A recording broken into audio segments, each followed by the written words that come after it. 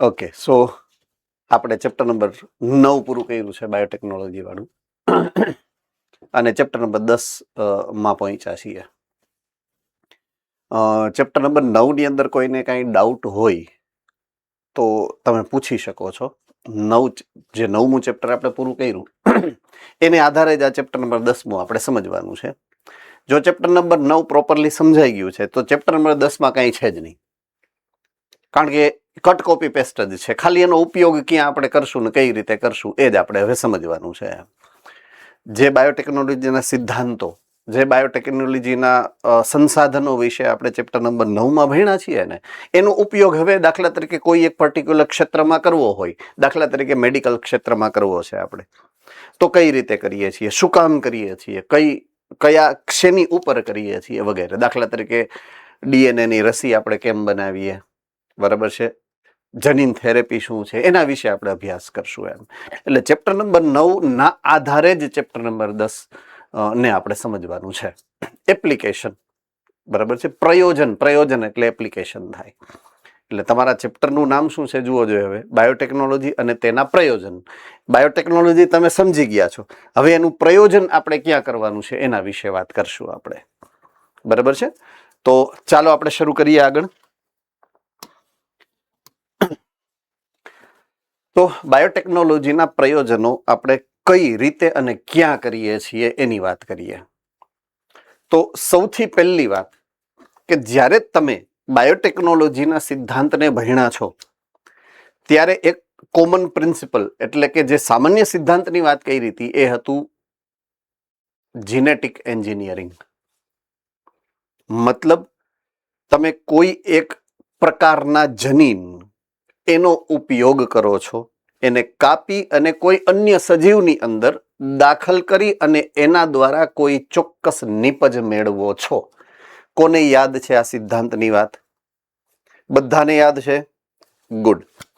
તો જે સજીવ યજમાન તરીકે તમે પસંદ કર્યો છે, ફરીથી યાદ કરીએ, જે સજીવને આપણે યજમાન તરીકે પસંદ કર્યો છે, યજમાન સજીવને આપણે કીધો છે જનીન ઉત્પરિવર્તિત સજીવ, GMO, જીનેટિકલી મોડિફાઈડ ઓર્ગેનિઝમ. કોને આ શબ્દ યાદ છે? ઓકે, તો હવે આપણે આવા GMO ના ઉપયોગ વડે, આઈ રિપીટ, GMO ના ઉપયોગ વડે ચોક્કસ જગ્યાએ કઈ એવા સ્થાન છે, કયા એવા ક્ષેત્રો છે કે જ્યાં એનો ઉપયોગ કરી શકીએ એની માહિતી તમારી સામે મૂકી છે, બરાબર છે. કે જનીન રૂપાંતરિત સજીવો એ કયા હોઈ શકે? સૂક્ષ્મજીવ હોઈ શકે, ફૂગ હોઈ શકે, વનસ્પતિ પણ હોઈ શકે અને પ્રાણીઓ પણ હોઈ શકે. આપણે ઓલરેડી 9મા ચેપ્ટરની અંદર સમજી ચૂક્યા છીએ કે આપણે બાહ્ય જનીન એટલે કે વિદેશી જનીનને બેક્ટેરિયાની અંદર પણ નાખી શકીએ છીએ, હા કે ના? ફૂગ, વનસ્પતિ કે પ્રાણી કોઈ પણ કોષની અંદર દાખલ કરી શકીએ. અલગ પ્રકારના વાહકનો ઉપયોગ કરી અલગ રીતે આ કોષને આપણે રૂપાંતરિત કરી શકીએ છીએ. તો હવે કયા ક્ષેત્રની અંદર? પહેલું, બાયોફાર્માસ્યુટિકલ. ફાર્માસ્યુટિકલનો અર્થ થાય છે દવાનું ઉત્પાદન. બાયો એટલે સૂક્ષ્મજીવની મદદથી, એટલે સૂક્ષ્મજીવની મદદથી જ્યારે તમે કોઈ દવાનું ઉત્પાદન કરશો તો એને કહેવાય બાયોફાર્માસ્યુટિકલ્સ. કોને યાદ રહેશે આ શબ્દ? ગુડ. બાયોફાર્માસ્યુટિકલ અને જૈવિક પદાર્થોનું ઔદ્યોગિક સ્તરે ઉત્પાદન. હવે જૈવિક પદાર્થો એટલે શું થઈ શકે? કોઈ ચોક્કસ પ્રકારના પ્રોટીન, એ પછી ઉત્સેચક હોઈ શકે, એ અંતઃસ્ત્રાવ હોઈ શકે, કે કોઈ એક ચોક્કસ બંધારણીય અણુ હોઈ શકે, બરાબર છે. ઓર્ગેનિક એસિડ હોઈ શકે દાખલા તરીકે. તો એ બધા જૈવિક, કારણ કે આપણા સજીવના શરીરની અંદર જોવા મળે છે ને, એટલે જૈવિક પદાર્થો. તો એનું ઔદ્યોગિક રીતે ઉત્પાદન કરી શકીએ છીએ ને આપણે. કેટલા બધા પ્રકારના ઓર્ગેનિક એસિડનું ઉત્પાદન કરી શકીએ છીએ એવું આગળ સૂક્ષ્મજીવોની અંદર સમજાતા. યાદ આવી ગયું ને? સૂક્ષ્મજીવોનો આપણે કઈ રીતે ઉપયોગ કરીએ છીએ એવું એક ચેપ્ટર ભણ્યા છીએ આખું. કયું ચેપ્ટર છે, કોને યાદ છે? રાજકોટ.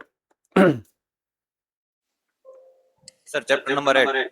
ચેપ્ટર નંબર 8 સૂક્ષ્મજીવો અને માનવ કલ્યાણ. બરાબર છે. તો આ ચેપ્ટરની અંદર આપણે ભણ્યા છીએ કેટલું બધું આપણે ઉત્પાદન કરી શકીએ છીએ. અલગ અલગ પ્રકારની એન્ટીબાયોટિક ઈ આ થઈ ગયું. જ્યાં સૂક્ષ્મજીવ દ્વારા એન્ટીબાયોટિક બને એ બાયોફાર્માસ્યુટિકલ કહેવાય. બરાબર છે. અંતઃસ્ત્રાવ બને, ઉત્સેચક બને, ઓર્ગેનિક એસિડ બને, એ બધું કહેવાય જૈવિક પદાર્થોનું ઔદ્યોગિક સ્તરે ઉત્પાદન. તો ત્યાં તમે આ ટેકનોલોજી વાપરો છો. બીજું, ચિકિત્સા શાસ્ત્રમાં એ હવે આપણે સમજવાની છે. એના વિશે આપણે માહિતી મેળવી નથી, હવે મેળવશું. નિદાન કરવાની ટેકનોલોજી એલાઇઝા, એન્ઝાઇમ લિંક્ડ ઇમ્યુનો સોર્બન્ટ એસે, એલાઇઝા ટેકનોલોજી.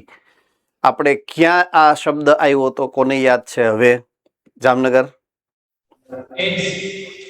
એઇડ્સમાં. યસ, એઇડ્સ અને કેન્સરની અમુક નિદાનની કસોટી એવી છે કે જ્યાં તમે બાયોટેકનોલોજીનો ઉપયોગ કરશો. બરાબર છે.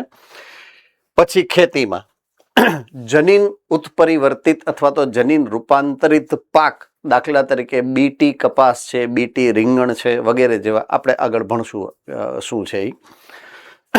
પછી પોષણ મૂલ્ય ધરાવતા ખાદ્ય પદાર્થો.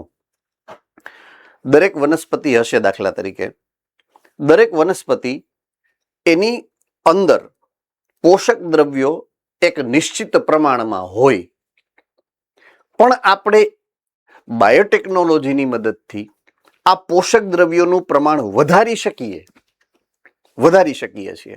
એવા જનીન આપણે એની અંદર નાખી દઈએ કે એ ચોક્કસ પ્રકારના જે આમ જે કહેવાય ને કે આમ વિટામિન છે, અમુક ખનિજ દ્રવ્યો છે, એનો સંગ્રહ કરાવે એની અંદર, જે પહેલા નહોતો થતો. પણ તમે એવું જનીન બહારથી ફિટ કરી દીધું ને, એટલે હવે એ સંગ્રહ એની અંદર થાય છે. તો એ જે પાક હશે, એ જે વનસ્પતિ હશે, મૂળભૂત રીતે એ પ્રકારના વિટામિન કે એ પ્રકારના મિનરલ્સનો સ્ટોર પહેલા નહોતી કરતી, હવે કરે છે, કારણ કે તમે એવું જનીન એની અંદર દાખલ કરી દીધું છે. તો એ શું થઈ ગયું? પોષણ મૂલ્ય વધારતા એ પાક થઈ ગયા, હવે ખાદ્ય પદાર્થો થઈ ગયા. હવે એમાં ઉચ્ચ પોષણ મૂલ્ય છે. ક્લિયર થાય છે વાત મારી? હા કે ના? હે ને? ઓકે. બાયો રેમેડિયેશન. રેમેડી એટલે ઉપાય. કોઈક જેને કહેવાય ને કે કોઈ ખતરો હોય એનાથી તમારે બચવું હોય, કોઈ નુકસાન કરતા વસ્તુ હોય એનાથી બચવું હોય, તો એનો જે ઉપાય કરો ને એને રેમેડી કહેવાય. તો રેમેડિયેશન એટલે શું થાય?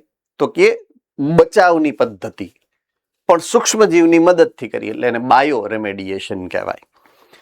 પછી અપશિષ્ટ સુધારણા એટલે કે વેસ્ટ ટ્રીટમેન્ટ. વેસ્ટ ટ્રીટમેન્ટ આપણે ઓલરેડી સમજી ગયા છીએ. STP, sewage treatment plant. કોને કોને યાદ છે? તો એમાં સૂક્ષ્મજીવ વાપરો છો. હવે આપણે એવા સૂક્ષ્મજીવ વાપરીએ છીએ કે જે બાયોટેકનોલોજીથી આપણે રૂપાંતરિત કરેલા છે. બરાબર છે. અને છેલ્લે ઉર્જાનું ઉત્પાદન.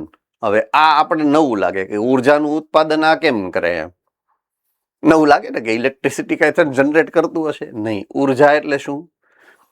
કે જેને બાળી અને તમે ઉર્જા મેળવી શકો. તો ઇથેનોલ, અહીંયા કાઉન્સમાં તમારે લખી શકો, ઇથેનોલનું ઉત્પાદન. ઇથેનોલને તમે ઉર્જાના સ્ત્રોત તરીકે લઈ શકો. મેં તમને અગાઉ પણ કીધું હતું, બરાબર છે, ચેપ્ટર નંબર 9 ની અંદર, કે અમુક દેશ એવા છે કે જેમ આપણે પેટ્રોલ, ડીઝલ, CNG વાળા વાહનો છે, એમ ત્યાં ઇથેનોલ વાળા વાહનો છે. એટલે ઇથેનોલને એ લોકો પેટ્રોલ કે ડીઝલના ઓપ્શન તરીકે, વિકલ્પ તરીકે વાપરતા હોય છે. તો એ ઉર્જાના ઉત્પાદનની વાત છે, ઇથેનોલના ઉત્પાદનની વાત છે. સમજાઈ ગયું કે ન સમજાઈ ગયું બેટા? હે ને? Alright, good. સો આટલા બધા અલગ અલગ એવા ક્ષેત્રો છે કે જ્યાં આપણે આ બાયોટેકનોલોજીનું પ્રયોજન કરશું. પ્રયોજન કરશું એટલે ઉપયોગ કરશું. ડન છે? તો હું આગળ વધું છું.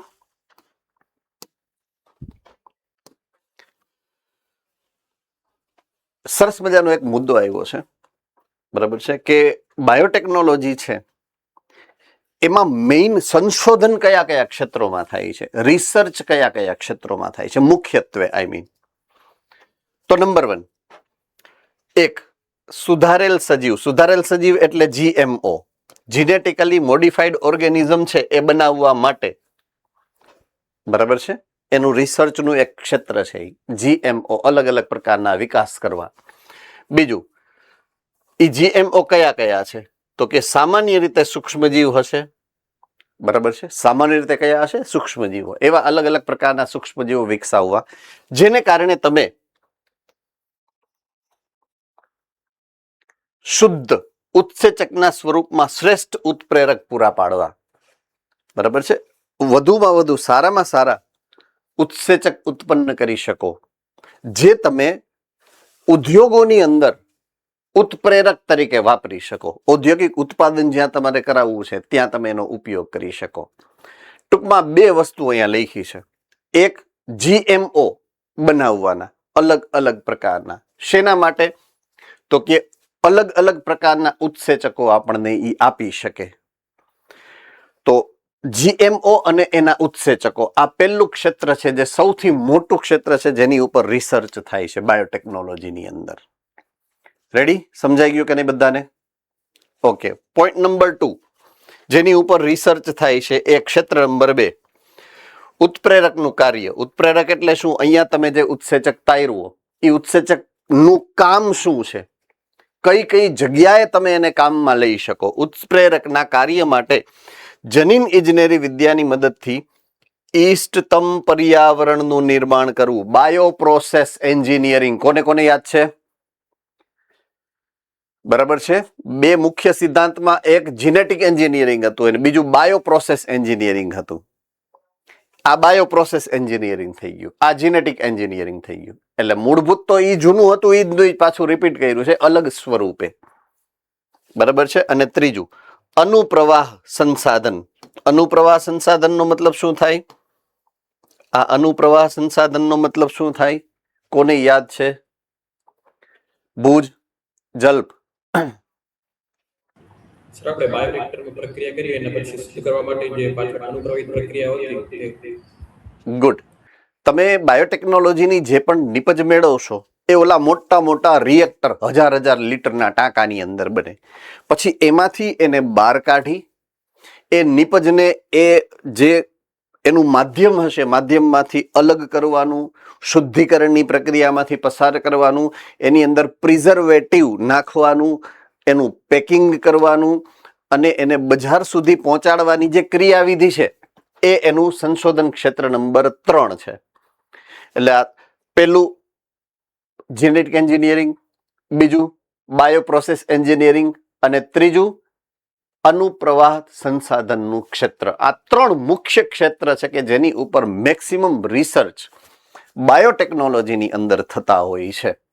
ચાલો, આમાં કોઈને કાંઈ ડાઉટ છે બેટા? પક્કા? All right. તો આપણી સૌથી પહેલી ચર્ચા જે છે એ પહેલો મુદ્દો આવશે એગ્રીકલ્ચર, એટલે કે ખેતીવાડી ક્ષેત્રે તમે બાયોટેકનોલોજીનો ઉપયોગ ક્યાં કરી શકશો. બરાબર છે? તો સૌથી પહેલો મુદ્દો અહીંયા જે લખેલો છે, જે આપણે ઓલરેડી જાણીએ છીએ. મેં શું કીધું? આ ચેપ્ટરમાં લગભગ બધા મુદ્દાઓમાંથી 50% મુદ્દા તો એવા જ હશે કે જે તમને ઓલરેડી ખબર જ હશે. પહેલો મુદ્દો શું છે? જુઓ, GMO એટલે કે જનીન ઉત્પરિવર્તિત સજીવ. એ શું છે એ તો તમને ઓલરેડી ખબર છે. બરાબર છે? એવી વનસ્પતિઓ, બેક્ટેરિયા, ફૂગ કે પ્રાણી જેના જનીન કૃત્રિમ રીતે પરિવર્તિત કરવામાં આવ્યા છે. એટલે કે બહારનું કોઈ બેક્ટેરિયાનું જનીન, કોઈ વાયરસનું જનીન, કોઈ વનસ્પતિનું જનીન, કોઈ ફૂગનું જનીન કાપી અને એને તમે આ યજમાનની અંદર દાખલ કરી દીધા, તો તેને જનીન પરિવર્તિત સજીવ એટલે કે જીનેટિકલી મોડિફાઈડ ઓર્ગેનિઝમ એટલે કે GMO કહેવામાં આવે છે. કોને કોને નહોતી ખબર? બધાને ખબર છે? ઓકે. હવે ક્યાં એનો ઉપયોગ કરશું? આપણે જો ખેતીવાડીમાં ઉપયોગ કરવો છે, પોઈન્ટ સમજો. હવે ખેતીવાડીમાં ઉપયોગ કરવો છે તો આપણે GMO વનસ્પતિઓ બનાવશું. આટલી તો ખબર પડે, કારણ કે ખેતીવાડી તો વનસ્પતિની જ થાય ને, પ્રાણીઓની ખેતીવાડી ન હોય. એને પશુપાલન કહેવાય, મધમાખી પાલન કહેવાય. બરાબર છે? એ અલગ ક્ષેત્ર થઈ ગયું. એટલે ખેતીવાડીમાં વનસ્પતિ, એટલે આપણે અહીંયા GMO વનસ્પતિ બનાવશું. શું બનાવશું? GMO વનસ્પતિઓ. તો પહેલું, આપણી પાસે ખેતીવાડીની જે પદ્ધતિઓ છે ને એની મુખ્ય 3 પદ્ધતિઓની વાત કરી છે. અત્યારે હાલના સમયે તમારી પાસે 3 વિકલ્પ છે ખેતીવાડીના. એગ્રીકલ્ચરની 3 પ્રેક્ટિસીસ. પ્રેક્ટિસ એટલે પદ્ધતિઓ. પહેલી પદ્ધતિ જુઓ જોઈએ કઈ છે. એગ્રોકેમિકલ આધારિત ખેતી, જેની અંદર તમે અલગ અલગ પ્રકારની દવાઓ કેમિકલની અને આપણે જેને કહેવાય ને કે ખાતર એ કેમિકલ વાળું તમે નાખતા હો તો એને કહેવાય એગ્રોકેમિકલ આધારિત ખેતી. બરાબર છે? ઓકે. બીજું, ઓર્ગેનિક ખેતી એટલે કે કાર્બનિક ખેતી, દેશી પદ્ધતિ, છાણિયું ખાતર નાખો એ પ્રકારની ખેતી, જેમાં કોઈ કેમિકલ છંટકાવ તમે ના કરો. હવે સિસ્ટમ આવી ગઈ કે કોઈ બજારમાં તમે જાઓ કેરી લેવા તો ઓલા કેરી વેચવા વાળા 2 પ્રકારની કેરી બતાવે તમને. એક સાદી કેરી, એક ઓર્ગેનિક કેરી. ઓર્ગેનિક કેરી ડબલ મોંઘી હોય. હવે એ તમને તો જોવા નથી ગયા અહીંયા ઓર્ગેનિક છે કે નહીં એમ. એટલે આ સાદી કેરી, આ ઓર્ગેનિક કેરી. ટૂંકમાં કહેવાનો મતલબ આવો છે. એ 2 પ્રકારની પ્રેક્ટિસ હોય એમ. તો સામાન્ય રીતે જે મોસ્ટ પોપ્યુલર, મોસ્ટ સેલી અને સૌથી વધારે વ્યાપ્ત છે એ આ પ્રક્રિયા છે એગ્રોકેમિકલ આધારિત, કે જેમાં ખેડૂતો ઓલું પાછળ ઓલું બાંધીને સ્પ્રે કરતા હોય, દવાનો છંટકાવ કરતા હોય અને જેમ ફાવે એમ યુરિયા અને નાખતા હોય. બરાબર છે? યુઝ્યુઅલી કેવું હોય જનરલી કે દરેક જે કેમિકલ છે, ઇન્સેક્ટિસાઇડ છે, પેસ્ટિસાઇડ છે, હર્બિસાઇડ છે, બરાબર છે, એટલે કીટનાશક છે, જંતુનાશક છે, બરાબર છે, કે ઓલા વધારાનું જે નિંદામણ હોય ને, નિંદામણ નાશક હોય, આ બધા પ્રકારના કેમિકલ્સ હોય. પણ એમાં શું હોય ખબર છે? એની એક નિયત માત્રા હોય. જે છંટકાવની જે પદ્ધતિ છે ને એની એક માત્રા હોય કે ભાઈ એક બાલટી એટલે કે એક ડોલ પાણી હોય દાખલા તરીકે, જેની અંદર કદાચ હું માનું છું 20 લીટર પાણી છે. 20 લીટર પાણીમાં એ 2 ml નાખવાનું હોય. હવે એ ખેડૂતને કોણ સમજાવે કે આ 2 ml કહેવાય એમ? તમે સમજો છો મારી વાતને? હવે ખેડૂત શું કરે કે સીધે સીધું આમ ઢાંકણું ખોલીને સીધું ઊંધું, એટલે જે એકચ્યુઅલમાં એને માત્રા નાખવાની છે એના કરતા લગભગ ડબલ કે ડબલ થી વધારે માત્રા એ નાખે. પહેલી વસ્તુ. બીજું પોઈન્ટ સમજો, જો ક્રોનોલોજી સમજો તમે. બીજું, વેચવા વાળો છે દાખલા તરીકે દુકાનદાર, એની 1 બોટલ વધારે વેચાય તો એને ફાયદો થાય, 2 બોટલ વધારે તો ડબલ ફાયદો થાય, 3 બોટલ જાય તો વધારે ફાયદો. તો એ શું કહે? એને ખબર જ છે કે એક જ ઢાંકણું નાખવાનું છે. એ કહેશે શું ખબર? 5 ઢાંકણા નાખજો ને ફટાફટ મરી જાય. હવે એ નથી ખબર કે એ ઢાંકણું જે નાખશે એ જ પાક આવશે અને એ જ પાક એના ઘરે જાય ને એના છોકરાઓ ખાહે નહીં. પણ એને એનો ફાયદો રૂપિયામાં જોવો છે. અને ત્રીજું, જે મેન્યુફેક્ચરર, જે કંપની છે, કંપનીને ખબર છે કે આની જરૂરિયાત 5 ml ની જ છે, તો કંપની કહેશે 20 ml તો જ વધારે જાય ને. કંપનીના સાયન્ટિસ્ટ જે રિસર્ચ હોય, ક્વોલિટી એશ્યોરન્સ ટેસ્ટર, એને તો કીધું જ હોય કે એ આ 20 લીટરમાં 5 ml ઇનફ છે. પણ કંપની હું રિટેલરને કહેશે 20 ml નું કહેવાનું. રિટેલર કે 20 ml માં આપણને શું ફાયદો થાય? આપણે તો 50 ml માં જ ફાયદો થાય. આપણે 50 ml કહેવું અને ખેડૂતને એમ થાય 50 ml માં મરતું હોય છે, આપણે 100 ml નાખો ને તમ તારે. એટલે બધે એમ ઇન્ક્રીઝ થતું જાય એમ. અને અલ્ટિમેટલી લોડ કેની ઉપર પડે? પાણી પ્રદૂષણ, જમીન પ્રદૂષણ. સો આ મોસ્ટ કોમન ડેન્જરસ ક્વેશ્ચન છે આપણી સામે અત્યારે. એટલે બીજો વિકલ્પ શું છે? આપણી જૂની પદ્ધતિ પ્રાકૃતિક એટલે કે ઓર્ગેનિક ખેતી. પણ સામે એમાં થ્રેટ ઘણા બધા છે. ધીમી પ્રક્રિયા થાય, મર્યાદિત ઉત્પાદન થાય, એટલે એ મોંઘું, ખર્ચાળ બહુ છે, મોંઘું બહુ પડે. ઉત્પાદન સારું થાય, બરાબર છે, પણ વધુ ન થાય. ક્વોલિટીમાં સારું, ક્વોન્ટિટીમાં ઓછું, બરાબર છે. એટલે એ એક મર્યાદા રહી, એટલે એની કોસ્ટિંગ વધી જાય, એની જે ભાવ હોય ને એ મોંઘું હોય. અને છેલ્લું સૌથી અત્યારનું બાયોટેકનોલોજી વાળું જનીન ઇજનેરી પાક આધારિત ખેતી. હવે આપણે બાયોટેકનોલોજીને લઈ આવ્યા, ત્રીજું આવ્યું, પ્રેક્ટિસ નંબર 3. આમાં ખેતી કોના કોના ઘરે થાય છે? હેન્ડ રેઝ કરો જોઈએ. ઓકે, કપાસમાં વેરાયટી આવતી હશે બીટી કપાસ. કોને કોને ખબર છે? આ નામ કોને સાંભળ્યું છે? બીટી કપાસ. ઓકે, હવે બીટી કપાસ શું છે ને એ જ આપણે જાણવાનું છે આજ, કે છે શું એકચ્યુઅલમાં, બરાબર છે.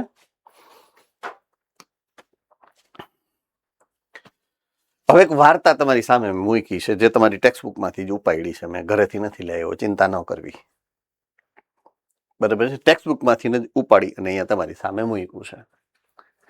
તો હરિયાળી ક્રાંતિની વાત કરી છે અહીંયા, બરાબર છે. શું છે? હરિયાળી ક્રાંતિ. આ તમારે સમાજ વિદ્યામાં આવ્યું હશે 8, 9, 10 ની અંદર, હે ને. 1960 પછી ભારતની અંદર જે એક ઉદ્યોગ અને બીજું કૃષિ ક્ષેત્રે ઘણા બધા ફેરફારો થયા.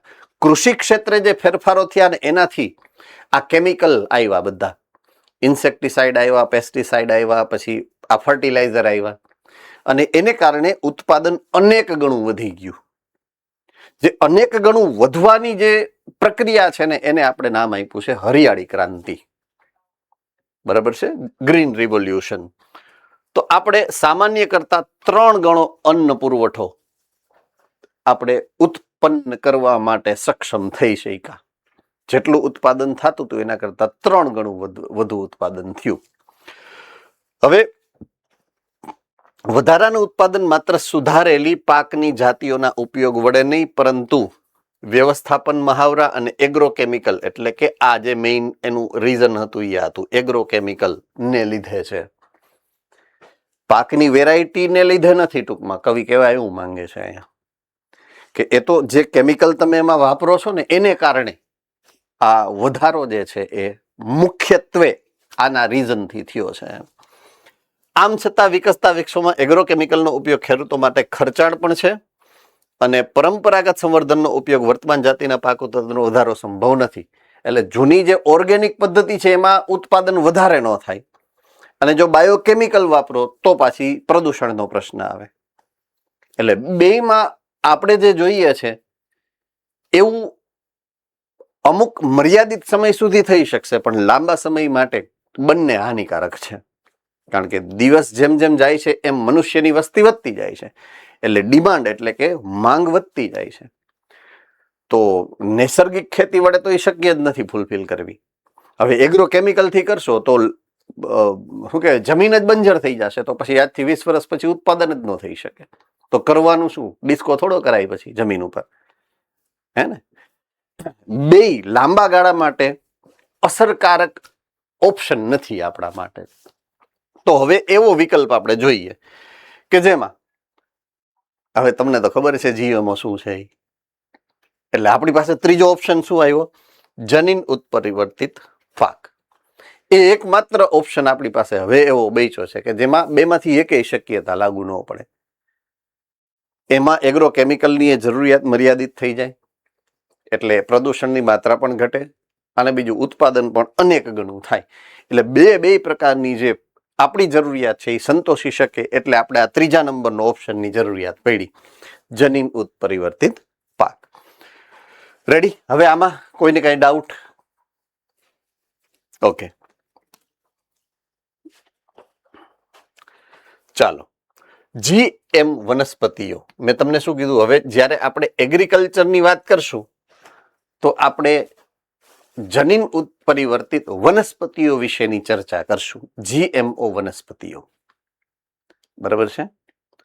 તો કોને કોને અનુલક્ષીને, કયા કયા પરિબળોને અનુલક્ષીને આપણે GMO વનસ્પતિ બનાવવી પડે, એનું આખું લિસ્ટ સરસ મજાનું આપણી સામે મૂકેલું છે. ઓકે, નંબર 1 જોજો, અજૈવિક તાણ. અજૈવિક તાણ એટલે તમારા પર્યાવરણ એના જે પરિબળો છે, કૌંસમાં લખેલું હશે, જુઓ જોઈએ. ઠંડી, શીત એટલે ઠંડી. બીજું અછત, પાણીની હોય કે ખનિજ દ્રવ્યોની અછત હોય જમીનની અંદર. ત્રીજું ક્ષારો. ચોથું ગરમી. આ બધી એવા પરિબળોની વાત છે કે જેના ઉપર વનસ્પતિનો વિકાસ અને વૃદ્ધિ આધારિત છે. કોને કોને યાદ આવી ગયું ચેપ્ટર નંબર 13? વનસ્પતિ વૃદ્ધિ અને વિકાસની ઉપર અસર કરતા આ અજૈવિક પરિબળો છે. બરાબર છે? તો એની સામે જો એ વનસ્પતિ વિકાસ પામી શકે, આપણે એવી વનસ્પતિઓ બનાવવી છે. પાણી થોડુંક ઓછું હોય તોય ઉગી શકે, જમીનની અંદર થોડાક ઓછા પોષક દ્રવ્યો હોય તોય ઉગી શકે, ગરમી વધુ છે તોય ઉગી શકે. એવી વનસ્પતિઓની જાત તૈયાર કરવા માટે એને GMO માં રૂપાંતરિત કરવી પડે. થમ્સઅપ કરો જોઈએ પહેલું. ઓલરાઈટ, તો પહેલું પરિબળ આપણે સમજ્યા. ઓકે, બીજું, જીવાતનાશક રસાયણો પરની નિર્ભરતા ઘટાડવી. તમારે દવા છાંટવી ન પડે ને એવી વનસ્પતિ બનાવવી છે આપણે, કે એની ઉપર જીવાત થાય જ નહીં. જો જીવાત ન થાય તો તમારે દવા ન છાંટવી પડે. દવા ન છાંટવી પડે એટલે પાણી અને જમીન બેયનું પ્રદૂષણ પણ ન થાય અને બીજું ખર્ચોય ન થાય દવા લેવાનો.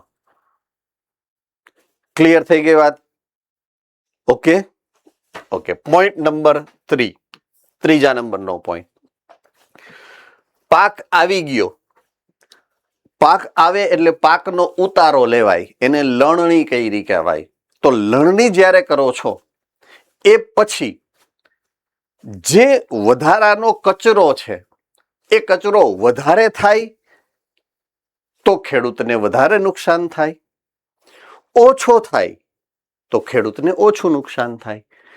તો દાખલા તરીકે બાજરી, એનું ડુંડું આટલું થાય, એની બદલે ડુંડું નહીં પણ વનસ્પતિનો છોડની લંબાઈ એટલી થાય, એની બદલે એ લંબાઈ આટલી જ થાય તો ઓલા જે રાડા કે ને, રાડા ખેતીવાડીમાં એને રાડું કે, નીચેનું જે પ્રકાંડનો ભાગ હોય ને, રાડાની લંબાઈ જેટલી ઓછી એટલું નુકસાન ઓછું.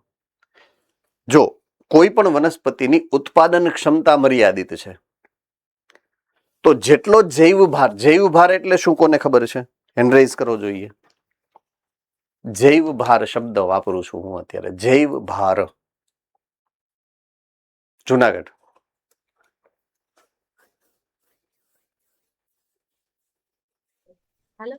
યસ બેટા.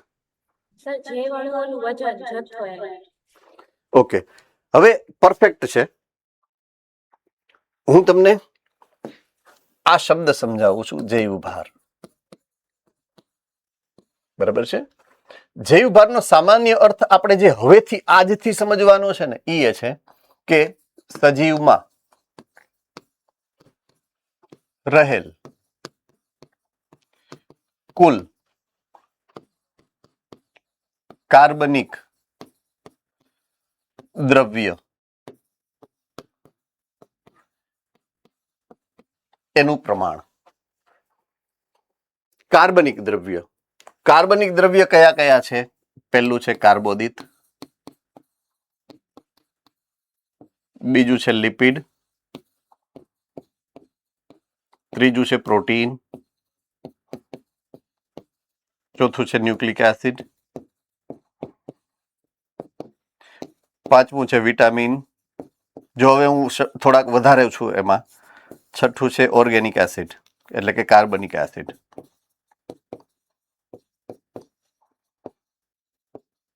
આ બે વધારાને મેં નાખ્યા છે અત્યારે, કારણ કે હવે તમે મોટા થઈ ગયા ને થોડાક. 9મું ચેપ્ટર ભણતા ત્યારે થોડાક નાના હતા, હવે હમણાં નીટ આવી જશે તમારી. બરાબર છે? હવે તો 10 મહિના જ રહી આવું આપણે ગણી શકીએ ને. તો હવે તમે મોટા થઈ ગયા છો એટલે હવે હું જ્યાં હું લખીશ તમે ઓટોમેટિક સમજતા થઈ ગયા છો, આઈ હોપ. બરાબર છે? તો આટલા અલગ અલગ પ્રકારના કાર્બનિક દ્રવ્યો જે તમારા શરીરમાં છે, જેને કારણે તમારું વજન છે, આ જૈવ ભાર. ક્લિયર થઈ ગઈ વાત? તો કુલ કાર્બનિક દ્રવ્યનો જથ્થો જૈવ ભાર કહેવાય. તો વનસ્પતિ પ્રકાશ સંશ્લેષણ દ્વારા જૈવ ભાર ઉત્પન્ન કરે છે. જો મેં શબ્દ ફેરવો છે, પ્રક્રિયા નથી ફેરવી, બરાબર છે? શબ્દ ફેરવો છે. હવે મોટા થઈ ગયા. અત્યાર સુધી હું એવું કહેતો કાર્બનિક દ્રવ્યો ઉત્પન્ન કરે છે, હવે હું એમ કહું છું જૈવ ભાર ઉત્પન્ન કરે છે. આ શબ્દ શું કામ આવ્યો છે ખબર છે? શું કામ હું તમને એની ઉપર ભાર દઈ દઈને તમારા મગજમાં નાખું છું? કારણ કે હવે પછીના ત્રણેય પાઠ 11મું, 12મું અને 13મું પર્યાવરણના છે, ઇકોલોજી, અને એમાં આવા શબ્દ આવવાના છે. એટલે હું તમને માનસિક રીતે તૈયાર કરું છું.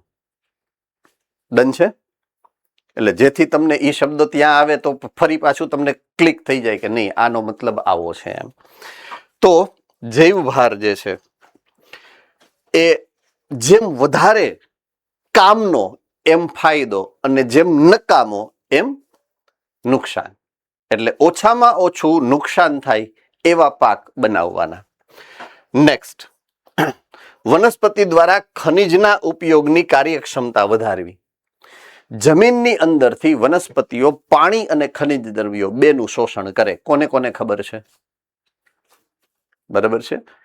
હવે જો જમીનની અંદર મર્યાદિત ખનિજ દ્રવ્યો છે, પોઈન્ટ સમજો, ઓછા છે, મર્યાદિત એટલે ઓછા છે, તો વનસ્પતિની વૃદ્ધિ અને વનસ્પતિના વિકાસની અંદર વિક્ષેપ પડે. પણ જો એ વનસ્પતિની જાત એવી હોય અથવા તો એવી બની જાય કે એને ઓછા ખનિજ દ્રવ્યોથી પણ ચાલે, તો તમે એવી જમીન ઉપર પણ ખેતી કરી શકશો કે જેમાં પોષક દ્રવ્યો ઓછા છે. ક્લિયર થાય છે? હા કે ના? હે ને? એટલે એવી જાત આપણે વિકસાવવાની છે કે જે ઓછા ખનિજ દ્રવ્યો નો તમે એને આપો તોય એનો એ વધુમાં વધુ ઉપયોગ કરી અને વૃદ્ધિ અને વિકાસ કરી અને ઉત્પાદન આપે છે. તો ઝડપથી નષ્ટ પામતી જમીનની ફળદ્રુપતાને એ અટકાવે. એટલે હવે તો આપણને ખબર જ છે ને કે જમીનની ફળદ્રુપતા ઘટતી છે. ફળદ્રુપતા એટલે પોષક દ્રવ્યોનું પ્રમાણ ઘટે. તો એ જમીન ઉપર પણ આપણે વાવી અને સારું ઉત્પાદન મેળવી શકીએ. એટલા માટે આપણી આ વિકસાવવી જરૂરી છે, આવી જાત. ઓકે, નેક્સ્ટ મુદ્દા નંબર 5, ખોરાકનું પોષણકીય મૂલ્ય વધારે, બાયોફોર્ટિફિકેશન. મેં હમણાં જ સમજાવ્યું હતું આની પહેલાની સ્લાઇડમાં કે અમુક વનસ્પતિમાં અમુક પ્રકારના પોષક દ્રવ્ય જ હોય, પણ દાખલા તરીકે કોઈ એક વનસ્પતિ કે જેમાં એ વિટામિન નહોતું અને હવે એ વિટામિન ઉત્પન્ન કરવાની ક્ષમતા એની અંદર આવી, તો એનું પોષણ મૂલ્ય વધી ગયું. તો એ ઉપયોગ છે આ કે ખોરાકનું પોષણકીય મૂલ્ય વધારે. દાખલા તરીકે વિટામિન એ નું વધુ પ્રમાણ ધરાવતા સોનેરી ચોખા, ગોલ્ડન રાઈસ, નવી એક જાત વિકસાવી છે આપણે. સામાન્ય ચોખાની અંદર વિટામિન એ જેટલું હોય એના કરતા વધારે વિટામિન એ એની અંદર ઉત્પન્ન થાય. સમજાય છે કે નથી? હે ને? ઓકે, નેક્સ્ટ એટલે કે છેલ્લો છઠ્ઠો મુદ્દો અહીંયા આ સ્લાઇડનો. આ ઉપરાંત જીએમ નો ઉપયોગ, જીએમઓ નો ઉપયોગ, જ્ઞાન મંજરીનો નહીં, જીનેટિકલી મોડિફાઈડ વનસ્પતિની વાત છે, બરાબર છે. કોઈ વિશિષ્ટ ઉદ્દેશ્ય આધારિત વનસ્પતિઓના નિર્માણમાં થાય છે. વિશેષ કે મારે આ કરવું છે, મારે ફલાણું કરવું છે, મારે ઢેકણું કરવું છે, તોની વાત છે, બરાબર છે. દાખલા તરીકે સ્ટાર્ચ, બળતણ કે ફાર્માસ્યુટિકલ સંયોજનોના ઉત્પાદન માટે કરી શકીએ. ઉદાહરણ સમજાવું તમને સરસ? આનું સમજાવું. બળતણ, બ્રાઝિલ, કોને કોને સાંભળ્યું છે નામ? દેશનું નામ છે બ્રાઝિલ. એ દેશ એવો છે કે જ્યાં ખૂબ વધુ પ્રમાણમાં શેરડી નું ઉત્પાદન થાય છે. શેરડી એટલે એ દેશ શું કરે કે શેરડીમાંથી ખાંડ બનાવી અને આખી દુનિયામાં એક્સપોર્ટ કરે, અથવા તો શેરડીના અન્ય ઉત્પાદનો જે પણ હશે એ મેળવે. પણ એની એક મર્યાદા છે ને, માંગવા વાળાની એ મર્યાદા છે ને કે આનું ઉત્પાદન જ એટલું બધું વધારે છે. એટલે હવે એને બીજો ઓપ્શન વિચાર્યો, ઈ શેરડીમાંથી ઈ આલ્કોહોલ બનાવે અને આલ્કોહોલ એક્સપોર્ટ કરે, દારૂ દેશી ભાષામાં કહીએ તો એમાં એને રૂપિયા વધારે મળવા માંડ્યા. એટલે ખેડૂતો વધુ ને વધુ ખેતી કરતા થયા, તો પાછું વધારે શેરડી ઉત્પન્ન થઈ, વધુ ઇથેનોલ, આલ્કોહોલ, ઇથેનોલ શુદ્ધ સ્વરૂપે, અને હવે એનું રૂપાંતરણ થયું એઝ એ ફ્યુઅલ. મેં કીધું ને કે ક્યાંથી આ ઉત્પન્ન થયું, કે એવા એન્જિન બનાવ્યા એણે કે જેમાં ઇથેનોલ ને પેટ્રોલની જગ્યાએ વાપરે, કારણ કે બને છે જ આલ્કોહોલ એટલું દેશની અંદર, તો વેસ્ટ કરવું એના કરતા ઉપયોગ શું કામ ન કરીએ. એટલે ઇથેનોલ વાળું, હવે તમે જે અત્યારે એન્જિન, તમારા પેટ્રોલ કોણ ગાડી વાપરે છે? સ્કૂટર. એટલે તમે જે પેટ્રોલ અત્યારે પુરાવો છો ને એ શુદ્ધ પેટ્રોલ નથી, 20% ઇથેનોલ વાળું છે. 20% ઇથેનોલ ના મિશ્રણ વાળું પેટ્રોલ છે અત્યારે તમે જે વાપરો છો ને. તો પેટ્રોલની સાથે ઇથેનોલ છે, તમારી ગાડીમાં પણ તમે ઇથેનોલ વાપરો છો અત્યારે પણ. ડીઝલમાં ન ચાલે ઇથેનોલ, પેટ્રોલમાં ચાલે, એટલે પેટ્રોલમાં મિશ્રણ થાય એનું. રેડી? સમજાય છે કે નહીં? તો ત્યાં તો 100% એફિશિયન્ટ એવા એન્જિન બનેલા છે કે જે માત્ર ઇથેનોલથી ચાલે. તો હવે એમાં અમેરિકાને રસ પડ્યો, સમજજો તમે કે આ તો ધંધો કર્યા જેવો. એટલે અમેરિકાએ આ વિકસાવ્યું, અમેરિકાની અંદર આ સિસ્ટમ ચાલુ થઈ. અમેરિકાએ બીજું વિચાર્યું, એને GMO બનાવ્યું, મકાઈ. મકાઈની અંદર એને એવા જનીન ફિટ કર્યા કે મકાઈની અંદર સ્ટાર્ચ, ગ્લુકોઝ નું પ્રમાણ વધી જાય. બરાબર છે? એવા જનીન એની અંદર ફિટ કર્યા. એટલે ઈ ગ્લુકોઝને કારણે એ મકાઈનો ટેસ્ટ સ્વીટ, ગળ્યો હોય, જેને તમે અમેરિકન મકાઈ કયો છો. આપણે અમેરિકન મકાઈ ખાઈ ને ઓલા ક્યાંક ફરવા જાય એટલે, સમજી ગયા ને? બટર લેમન મસાલા, ચીઝ બટર મસાલા, એ કોને કોને યાદ આવ્યું આ બધું લિસ્ટ આખું? ઘણા તો આમ કરવા માંડ્યા, ભાવતી હોય ને, કારણ કે હવે એનું મૂળ કારણ શું, સંશોધન કરવાનું કારણ શું છે? આલ્કોહોલનું ઉત્પાદન, બળતણ. અને આપણે રેકડીમાં હાલો 20ની ડીશ ને 30ની ડીશ ને 50ની ડીશમાં ઉત્પાદન કરવા માંડ્યા, હે ને? તો આ એક ઓપ્શન છે કે જેના માટે આપણે કોઈ વનસ્પતિની જાતને રૂપાંતરિત કરી છે, આલ્કોહોલના ઉત્પાદન માટે, બળતણના ઉત્પાદન માટે. એ રીતના તમે સ્ટાર્ચના ઉત્પાદન માટે એનું રૂપાંતરણ કરી શકો. ફાર્માસ્યુટિકલ દવા કે કોઈ ઉત્સેચક છે, અંતઃસ્ત્રાવ છે, એના ઉત્પાદન માટે તમે રૂપાંતરિત કરી શકો છો. ચાલો, આમાં કોઈને કાંઈ, આખા લિસ્ટમાં કોઈને કાંઈ પ્રશ્ન, ડાઉટ?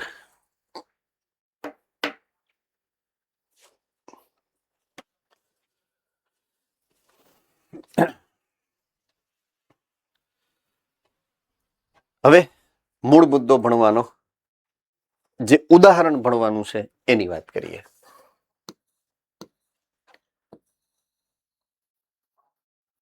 આપણો મેઇન જે ઇન્ટેન્શન મેં તમને થોડીક વાર પહેલા જ સમજાવ્યું હતું કે બીટી કપાસ કોને કોને ખબર છે, ને તમે ઘણા બધા હાથ ઉપર કરેલો હતો. ઈ કપાસ આવ્યું, બીટી કપાસ.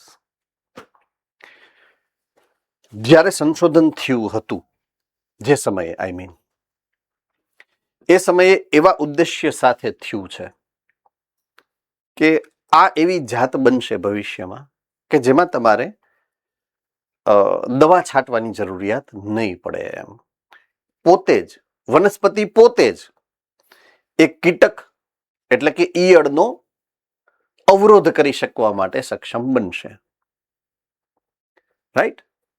એટલે આપણે શું કર્યું ખબર છે? વૈજ્ઞાનિકોએ શું કર્યું હશે જે તે સમયમાં, એકદમ ધ્યાનથી સાંભળવાનું છે, સમજવાનું છે હું જે કહેવા માંગુ છું એ, હે ને? ઓકે. આપણી કપાસની જે વાવેતર છે એની ઉપર એક ઈયળ થાય છે. જેને કહેવાય ગુલાબી ઈયળ.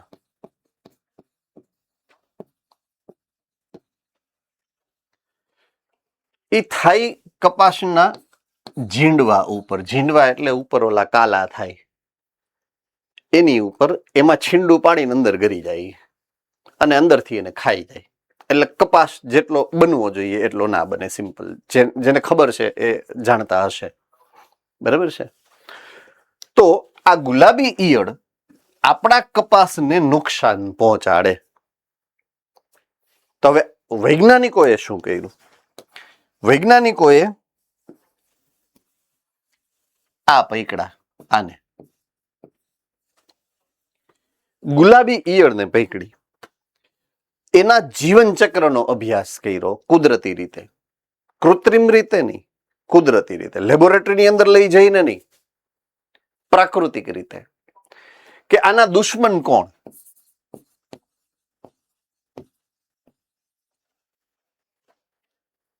આ કોણ આને મારે? સમજાય છે કે નહીં? કયા એવા રોગકારક છે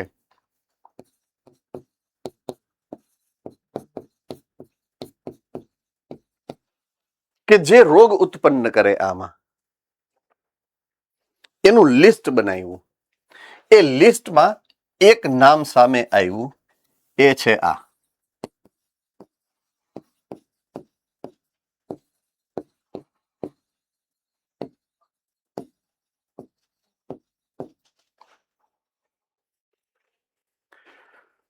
બેસિલસ થુરેન્જીએન્સિસ. આ બેક્ટેરિયા છે. કોણ છે? બેક્ટેરિયા. એનો જો આને ચેપ લાગે, આને એટલે ગુલાબી ઈયળને,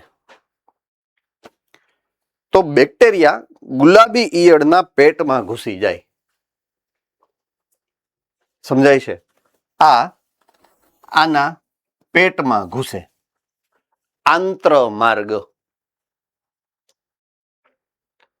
યા બેસિલસ થુરેન્જીએન્સિસ એક વિષ દ્રવ્ય ઉત્પન્ન કરે, ઝેરી પ્રોટીન. શું ઉત્પન્ન કરે? ઝેરી પ્રોટીન. આ ઝેરી પ્રોટીન જે ઉત્પન્ન થાય, ઉત્પન્ન કોણ કરશે? બેસિલસ થુરેન્જીએન્સિસ. ક્યાં કરશે? જો એ આ જીવડાના પેટમાં જશે તો. એવું શું કામ? કારણ કે આના પેટની અંદર, એના આંતરમાર્ગની અંદર આ સક્રિય થાય ને એવી પીએચ હશે, એસિડિક વાતાવરણ. આપણા પેટમાં એવું એસિડ ન હોય જેવું આની અંદર હોય. યસ ઓર નો?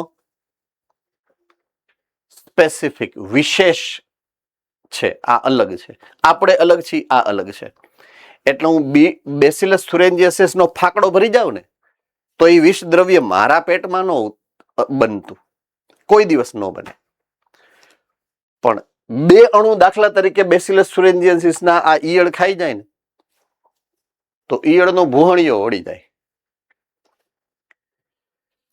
તો એ વિષ દ્રવ્ય બને એવું આંતરિક પર્યાવરણ એને આની અંદર જ મળે છે, બીજા કોઈ સજીવમાં નથી મળતું.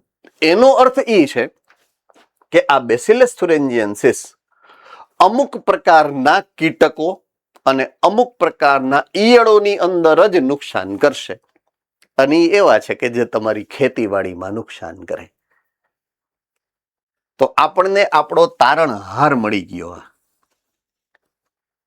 હવે વિષ દ્રવ્ય પ્રોટીન છે. કોને યાદ રહી ગયું મેં જે એક્સપ્લેન કર્યું? એ પ્રોટીન હોય એ ઉત્પન્ન કરવા માટે જનીન જ હોય. તો આપણે આમાંથી કાઢવું શું પડશે હવે? જનીન. એવું જનીન કે જે ઓલું બીટી નું, આ બીટી કહેવાય. બી એટલે બેસિલસ અને ટી એટલે થુરેન્જીએન્સિસ. બીટી. બીટી નો અર્થ આવો થાય. બીટી એટલે બાયોટેકનોલોજી નથી. બીટી એટલે બેસિલસ થુરેન્જીએન્સિસ છે. આને શોર્ટમાં હું કહીશ બીટી, બેસિલસ થુરેન્જીએન્સિસ. એટલે બીટી નું ટોક્સિન એટલે કે ઝેર ઉત્પન્ન કરતું જનીન એટલે કે બીટી નું જનીન મેં કાઢ્યું. એવું કાપી અને જો હું કપાસની અંદર ફિટ કરી દઉં તો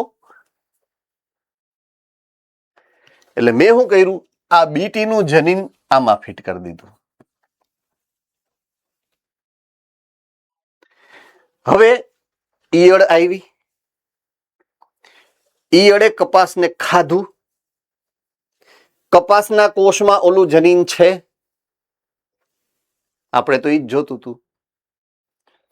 એટલે એના પેટની અંદર ગયું, જનીન સક્રિય થયું, ઓટોમેટિક ટોક્સિન ઉત્પન્ન થયું, એટલે કે ઝેર ઉત્પન્ન થયું, અને ઈયળ જે આ કપાસ ખાય એ ઈયળ મરી જાય.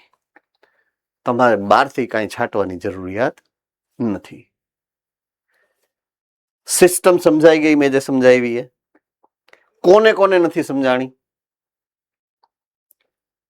ઓકે, સરસ. તો આ આખો સિદ્ધાંત થઈ ગયો છે કે જે આપણે હવે સમજવાનો છે. જે ભાષામાં તમારી બુકની અંદર આપ્યું છે એ ભાષામાં સમજવાનો છે. મેં મારી ભાષામાં તમને સમજાવ્યું અત્યારે. હવે આપણે ટેકનિકલ અને ટેક્સ્ટ બુકની ભાષામાં આપણે સમજવાનો પ્રયત્ન કરીએ. ચાલો, વનસ્પતિઓ પોતે જ જંતુ કે કીટકોનો પ્રતિકાર કરી શકવા માટે સક્ષમ, જેથી જંતુનાશકોના ઉપયોગના પ્રમાણને ઘટાડો કરી શકાય.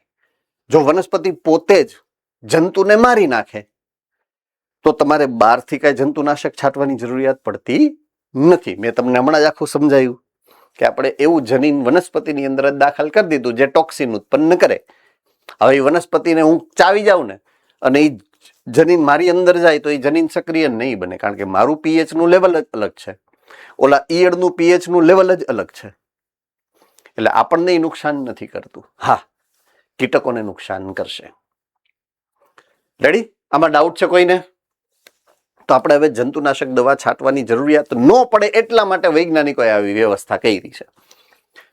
હવે બીટી વિષ બેસિલસ થુરિન્જિયન્સિસ બેક્ટેરિયા દ્વારા ઉત્પન્ન થાય છે. મેં તમને સમજાવ્યું એ પ્રમાણે બીટી વિષકારક જનીન એટલે કે બીટી જનીન બેક્ટેરિયામાં પ્રતિકૃતિઓ તૈયાર કરી વનસ્પતિ કોષમાં દાખલ કરવામાં આવે, જેથી આવી વનસ્પતિમાં પ્રતિકાર માટે જંતુનાશકની જરૂરિયાત રહેતી નથી. કોને સમજાઈ ગયું? ઓકે. આવી રીતે બાયોપેસ્ટિસાઇડ નું નિર્માણ થાય. આને બાયોપેસ્ટિસાઇડ કહેવાય. પેસ્ટિસાઇડ એટલે પેસ્ટ એટલે જીવાત. જીવાતને વનસ્પતિ પોતે જ મારી નાખે. બાયોપેસ્ટિસાઇડ. બાયો એટલે જીવંત. જીવંત એટલે વનસ્પતિ પણ હોઈ શકે, બેક્ટેરિયા પણ હોઈ શકે, ફૂગ પણ હોઈ શકે, કોઈ પણ હોઈ શકે. દાખલા તરીકે બીટી કપાસ છે, બીટી મકાઈ છે, બીટી ચોખા છે, બીટી ટમેટા, બીટી બટેકા, બીટી સોયાબીન વગેરે. આ બધા બીટી વેરાયટી આપણે ઓલરેડી અત્યારે ઉત્પન્ન કરી શક્યા છીએ. આ બીટી કપાસ છે, આ બીટી ટમેટા, બટેકા અને સરસ મજાની મકાઈ. તો આટલી બધી અલગ અલગ પ્રકારની વેરાયટી આપણે અત્યારે ઓલરેડી બીટી ખાઈએ જ છીએ. જે આપણા રૂટીનમાં રસોડામાં આવે છે એમાંથી મોટા ભાગની આવી વેરાયટીઝ જે આપણે રૂટીનના ઉપયોગમાં લઈએ છીએ હવે બાયોટેકનોલોજીની મદદથી એ રૂપાંતરિત થઈ GMO બની ગયા છે. બરાબર છે? ઓલરાઈટ. સો આકૃતિમાં તમને આ બેસિલસ થુરિન્જિયન્સિસ દેખાડ્યા છે. આ ઓલી ઈયળ છે જે કપાસનું ઓલું જે દોડવો થાય, દોડવો, ઝીંડવું કહેવાય એને, અથવા તો સુકાઈ જાય તો કાલા કહી, કાલા. બરાબર? તો એની અંદર આ હોલ પાડી અને અંદર જતી રહી. જો અંદર જતી રહી તો એ આ કપાસ ન બને, કારણ કે અંદરથી બધું ખાઈ જ જાય એટલે કપાસ બને જ નહીં એમાં. તો અલ્ટિમેટલી લોસ જાય છે ખેડૂતોને. બરાબર છે?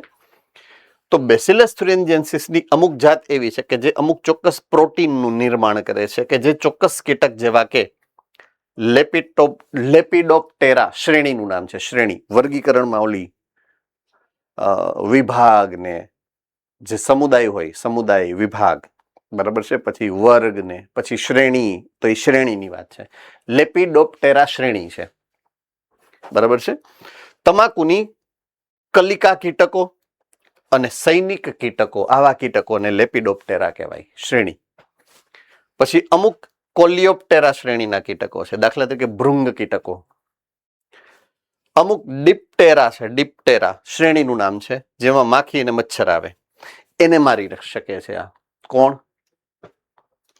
બેસિલસ થુરેન્જીયન્સિસ નું ઓલું વિષ ઉત્પાદક જનીન હોય, એના દ્વારા જે વિષ ઉત્પન્ન થાય એ આ 3 પ્રકારની શ્રેણીના કીટકોને મારી શકે. આ નીટનો પ્રશ્ન છે, મોસ્ટ ઇમ્પોર્ટન્ટ. બરાબર છે કે બીટી વિષ કોની ઉપર લાગુ પડે? 3 શ્રેણી છે કીટકોની. લેપિડોપ્ટેરા, જેના 2 ઉદાહરણ છે, એક તમાકુના કલિકા કીટક અને સૈનિક કીટક. બીજું કેલિયોપ્ટેરા ભૃંગ કીટકો, અને ત્રીજું ડિપ્ટેરા માખી અને મચ્છર. ઓલા મેચ ધ ફોલોઈંગમાં આવશે એ ટાઈપનો પ્રશ્ન છે આ. બરાબર છે? ઓકે. બેસિલસ થુરેન્જીયન્સિસ પોતાની વૃદ્ધિની એક ચોક્કસ અવસ્થા દરમિયાન કેટલાક પ્રોટીન સ્ફટિકનું નિર્માણ કરે, ક્રિસ્ટલ, પ્રોટીનના ક્રિસ્ટલ્સ ઉત્પન્ન કરે. આ સ્ફટિકોમાં વિષકારી કીટનાશક પ્રોટીન હોય છે, ઝેરી પ્રોટીન છે આ. બરાબર? આ વિષ બેસિલસને શા માટે નથી મારતું? કારણ કે એ પોતાનું જ છે ને. દાખલા તરીકે સાપ છે, સાપનું ઝેર સાપને મારે કે સામેવાળાને મારે? સામેવાળાને મારે ને, રાઈટ? વીછીનું ઝેર વીછીને ન મારે, સામેવાળાને મારે, જેને ડંખ મારે છે એમ. તો એમ ઈ બેસિલસ થુરેન્જીયન્સિસને નહીં મારે, પણ બેસિલસ થુરેન્જીયન્સિસ જેની ઉપર હુમલો કરશે ને એને મારશે. બરાબર? વાસ્તવમાં બીટી વિષકારી પ્રોટીન પ્રાકૃતિક રીતે નિષ્ક્રિય હોય, પોઈન્ટ ટુ બી નોટેડ. જ્યારે એ બેસિલસ થુરેન્જીયન્સિસની અંદર હોય ત્યારે નિષ્ક્રિય હોય. મેં એક પ્રક્રિયા સમજાવી હતી થોડીક વાર પહેલા.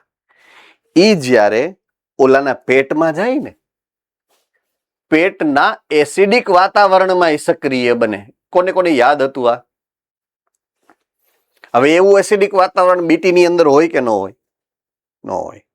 એટલે એમાં એ નિષ્ક્રિય રહે. સક્રિય ક્યાં જાય? જ્યારે કીટકના પેટમાં જાય ત્યારે. બરાબર છે? એટલે ઈ ક્યારેય બેસિલસ થુરેન્જીયન્સિસને નુકસાન નહીં કરે. નુકસાન કોને કરશે? કીટકને. કારણ કે કીટકના પીએચમાં ફેરફાર થયો ત્યારે એ નિષ્ક્રિયમાંથી સક્રિય થાય છે. ચાલો, કોને નથી સમજાણું કાંઈ? ડાઉટ? ગુડ. આ પ્રોટીન પ્રાકૃતિક રીતે નિષ્ક્રિય એટલે કે પ્રોટોક્સિન છે. જો આ શબ્દ વાપરવાનો છે અને યાદ રાખવાનો છે. પ્રોટોક્સિન જ્યારે એ બને છે, ક્યાં બને છે? બેસિલસ થુરેન્જીયન્સિસમાં. ત્યારે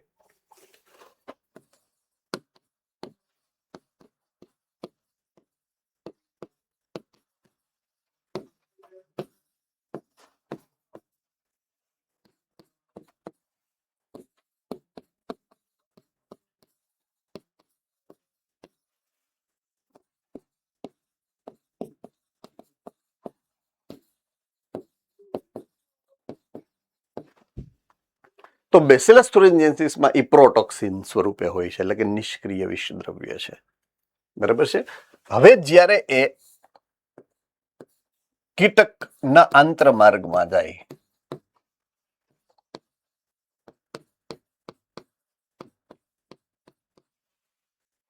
ત્યારે એ ટોક્સિન બને, એટલે કે સક્રિય વિષ.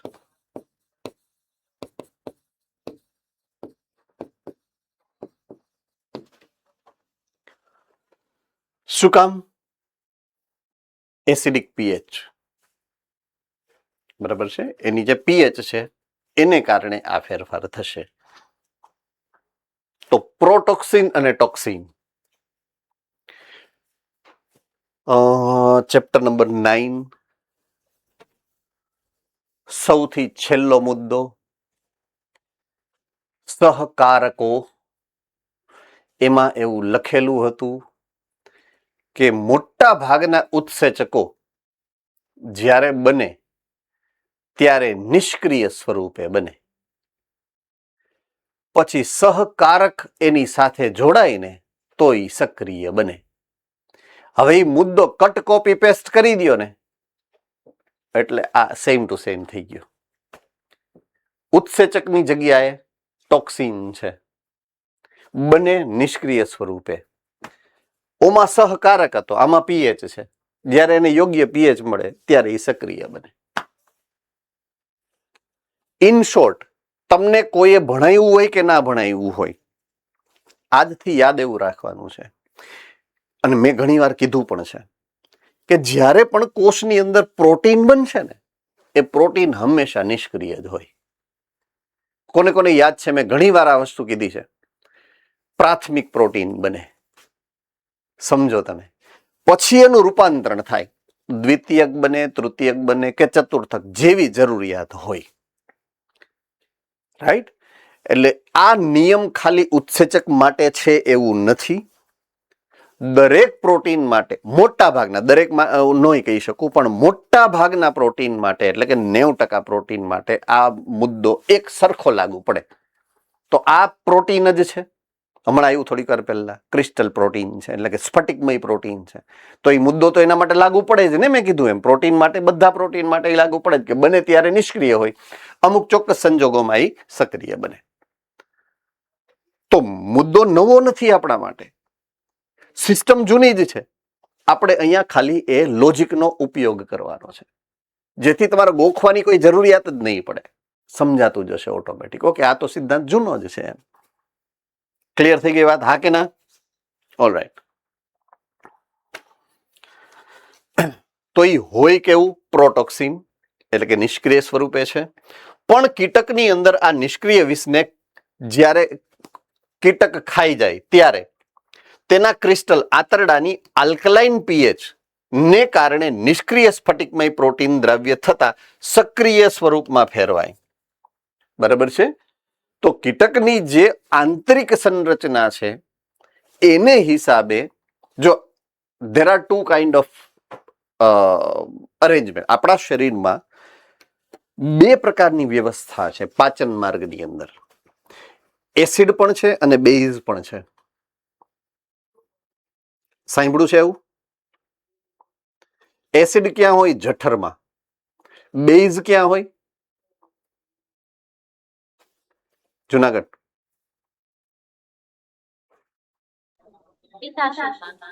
પિત્તાશય, પિત્તક્ષાર અને પિત્તરસ બેઝિક છે. સ્વાદુપિંડ, સ્વાદુરસ બેઝિક છે. આ બધા બેઝિક સ્ત્રાવ છે. સમજાઈ ગયું? આંત્રરસ બેઝિક છે. એક ખાલી જઠર રસ જે છે એ એસિડિક છે, બાકી બધા બેઝિક છે. આ ખાસ યાદ રાખવાનું, ખાલી એસિડ નો સ્ત્રાવ થાય છે એવું નથી. એસિડ અને બેઝ બંનેનો સ્ત્રાવ થાય છે. રાઈટ? એસિડિક પણ છે અને બેઝિક પણ છે. આપણા શરીરમાં છે ને બધાના શરીરમાં એવું જ હોય, એસિડ અને બેઝ બંનેનો સ્ત્રાવ થાય. તો અમ્લીય અને આલ્કલીય બંને પ્રકારનો સ્ત્રાવ થાય. અમ્લ એટલે શું થાય?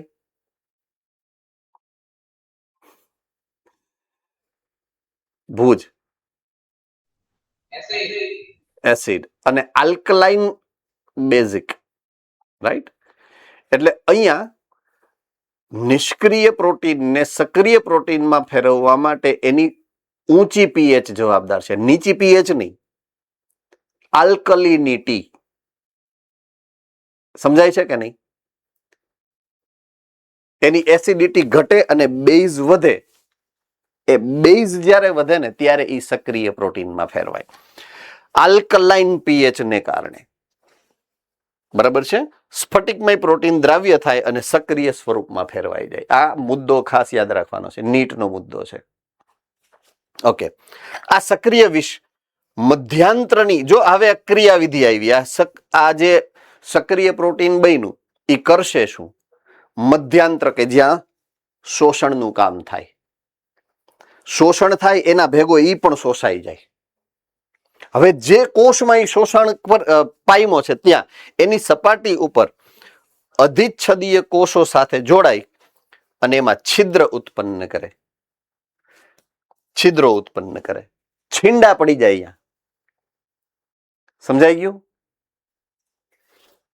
હવે આંતરડામાં છીંડા પડે એટલે સજીવ મરી જ જાય, રાઈટ?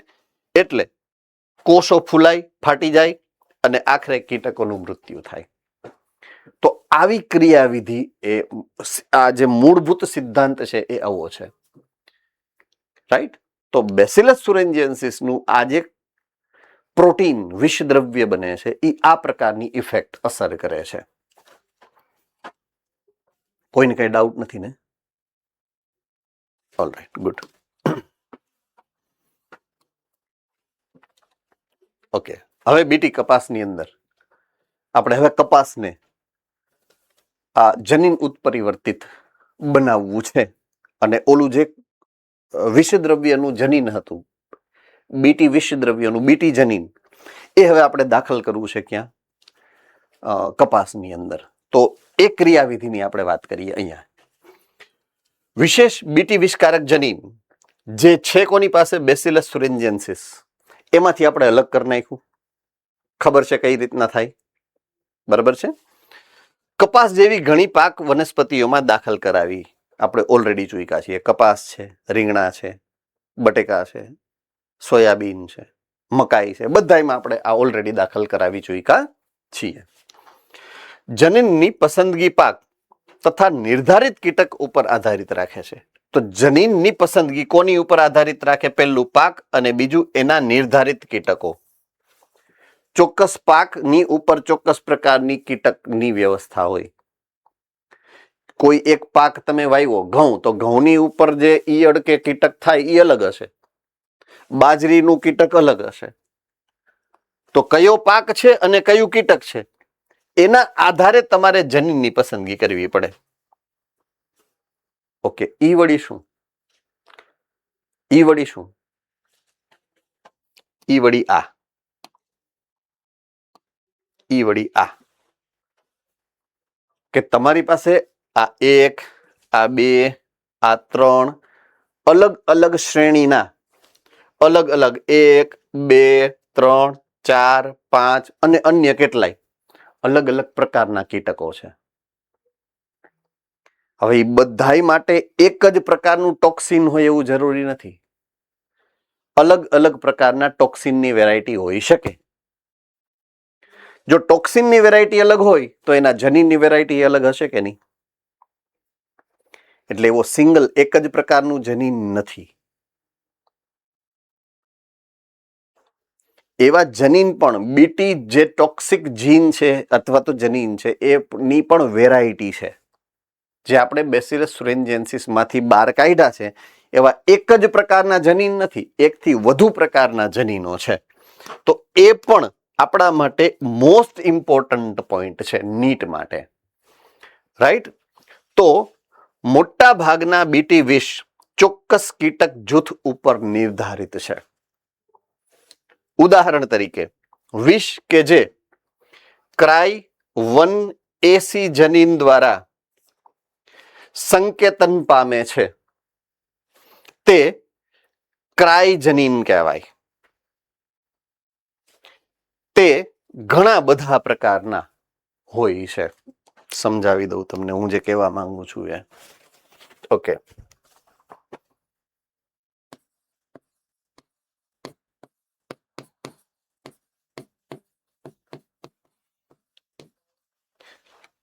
આ શબ્દ ખબર છે તમને? ઓકે, આની જગ્યાએ હું બીજો શબ્દ વાપરું છું, જોજો હવે.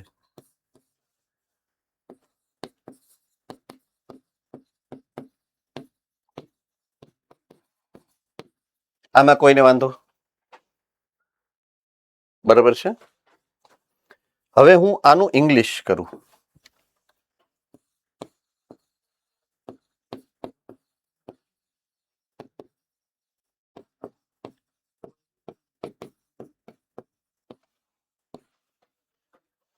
Crystalline protein. ક્રિસ્ટલ એટલે સ્ફટિક. રેડી? એટલે મેં આને નામ આપ્યું, આ પ્રોટીનને નામ આપ્યું આ CRY. હવે આ CRY ક્યાંથી ગુડાણો એનું સરનામું દીધું મેં તમને. CRY જે શબ્દ આવ્યો એ અહીંયાથી આવ્યો, ક્રિસ્ટલાઇન માંથી આવ્યો છે. બરાબર છે? આવું નામ મેં પાડ્યું એનું. ક્રાય પ્રોટીન કહેવાય આને. ક્રાય એટલે ક્રિસ્ટલાઇન, સ્ફટિકમય પ્રોટીન, જે છે વિષકારક.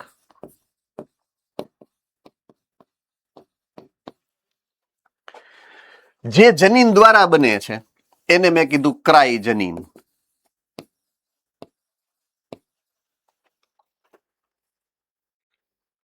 થમ્સ અપ. ઓકે. હવે જનીન નથી, જનીન નો છે. એક જ પ્રકાર નથી, પ્રકાર ઘણા છે. બરાબર છે? ઓકે. પ્રકાર નંબર 1, ક્રાય 1AC.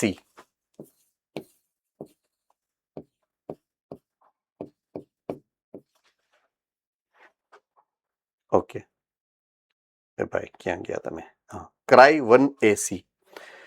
હવે જુઓ અહીંયા, ક્રાય 1AC, ક્રાય 1AB બીજો પ્રકાર.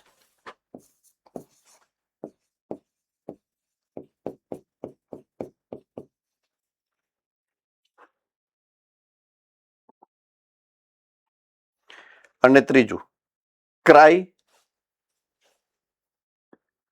આમાં LAB છે એવું છે, cry 1AC, cry 1AB, cry 2AB છે અને પછી આ ક્રાય 1AB છે.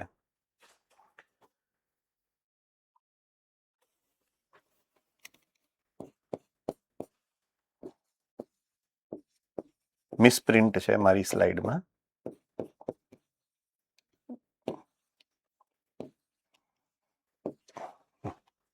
આ 3 પ્રકારના જનીનો છે. ક્રાય 1AC, ક્રાય 2AB અને ક્રાય 1AB. તમારી બુકની અંદર આ ક્રમની અંદર આપેલું છે, એટલે મેં સેમ ટુ સેમ ક્રમ આ રાખ્યું છે. ક્રમ મેં બદલો નથી, તમારી બુકના ક્રમને મેં ફોલો કર્યો છે. આઈ રિપીટ, ક્રાય 1AC જનીન છે, ક્રાય 2AB જનીન છે અને ક્રાય 1AB જનીન છે. સમજાણું કે નહીં? રાઈટ? ઓકે. હવે જુઓ, ક્રાય જનીન દ્વારા સંકેતન પામે ક્રાય પ્રોટીન કહેવાય. ઘણા બધા પ્રકારના છે. ઉદાહરણ તરીકે, જે પ્રોટીન જનીન ક્રાય 1AC અને ક્રાય 2AB દ્વારા સંકેતન પામેલ હોય તે કપાસના બોલવોર્મને નિયંત્રિત કરે. બરાબર છે? કોને નિયંત્રિત કરે છે? કપાસના બોલવોર્મને.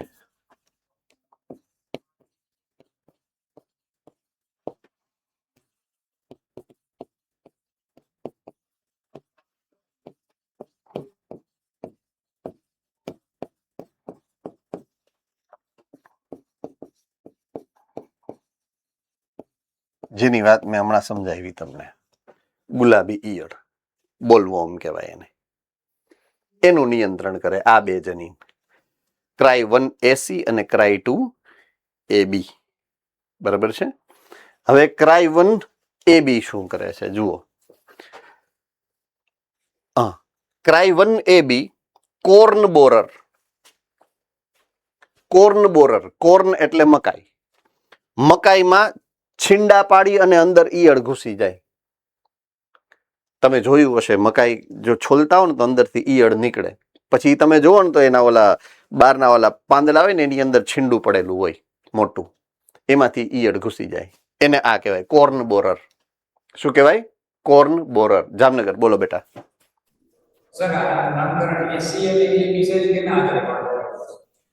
જે સમયે સંશોધન થયું હોય, બરાબર છે, એ સમયે એને નિશ્ચિત નામ પડેલું હોય.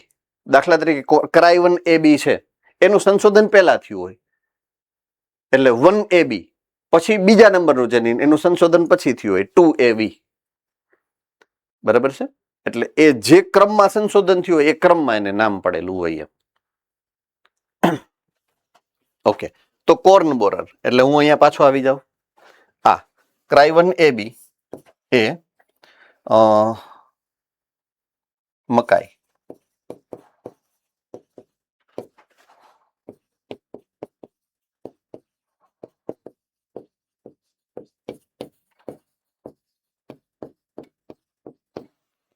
મકાઈની અંદર કોર્ન બોરર નામના જીવાત ઈયળ છે એનું નિયંત્રણ કરે છે. રેડી? તો જો મારે મકાઈને બીટી મકાઈમાં ફેરવવી હોય તો મારે કયું જનીન ફિટ કરવું પડે? Cry 1AB. કપાસને જો મારે બીટી કપાસમાં ફેરવવું હોય તો આ બે જનીન એની અંદર દાખલ કરવા પડે, અથવા તો બેમાંથી એક. ક્લિયર થઈ ગઈ વાત? ઓલરાઈટ.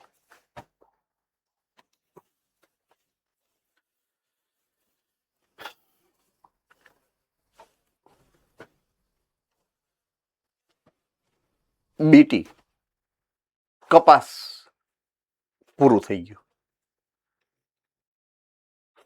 મુદ્દો પૂરો થઈ ગયો ટૂંકમાં. બરાબર છે? મિકેનિઝમ આખું મેં તમને સમજાવ્યું, ક્યાંથી જનીન આવ્યું એ સમજાવ્યું, અને એ કઈ રીતના કામ કરે છે એ બી સમજાવ્યું છે. હવે મુદ્દો જ બીજો છે આખો. પહેલું આપણે જે સમજાતા મુદ્દો, એ મુદ્દો શું હતો? બીટી કપાસનો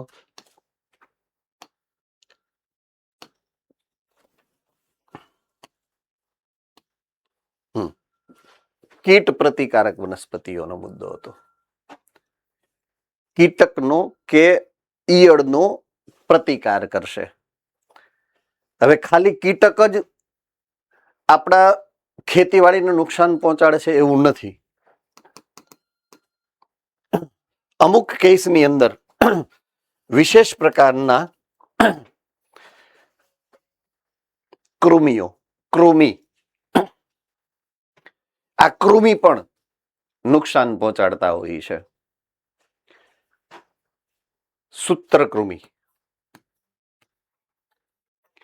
એના માટે પ્રતિકાર કરવાની વાત છે હવે પાર્ટ 2 ની અંદર. જેમ કીટકની ઈયળોનો પ્રતિકાર કરી શકીએ એમ આપણે સૂત્રકૃમિનો પણ પ્રતિકાર કરવા માટે વનસ્પતિની જાતને વિકસાવી શક્યા છીએ.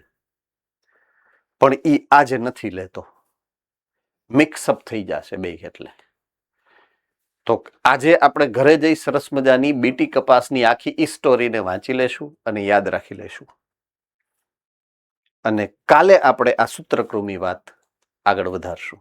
બરાબર છે? ફાઇન. સો કોઈને કઈ ડાઉટ છે બેટા? કોઈને કઈ ડાઉટ?